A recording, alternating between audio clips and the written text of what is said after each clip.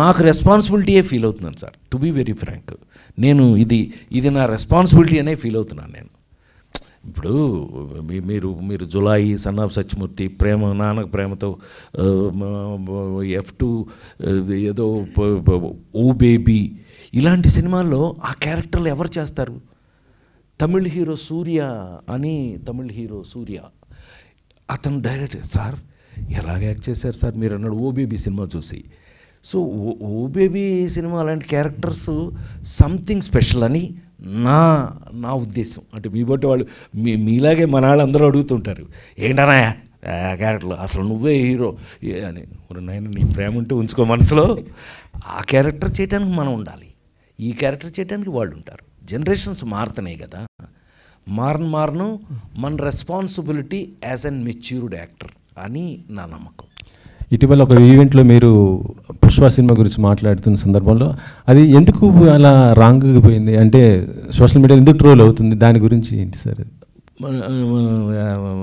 అల్లు అర్జున్ మొన్న మేమిద్దరం కూర్చున్నప్పుడు తను అన్నాడు, అంకుల్ మీరు ఆ మాట అనలేదని నాకు తెలుసు అన్నాడు.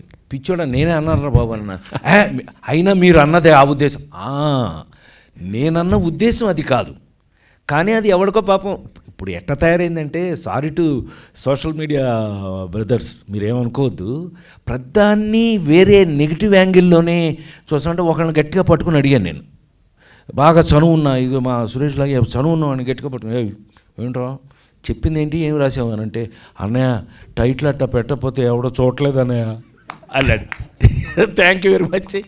నువ్వు చూడటం కోసం నువ్వు టైటిల్ని ఏముండదు దాంట్లో నెగిటివ్ అంటే, పర్టికులర్గా మన కేసు సంగతి, మిగతా వాటి గురించి నాకు తెలీదు, నేను పెద్దగా ఫాలో అయ్యేవాడిని కూడా కాదు. అలాగా నేను ఎప్పుడు కూడా ఎవరి గురించి కూడా నెగిటివ్గా మాట్లాడాలని అనుకునే మనిషిని కాదు.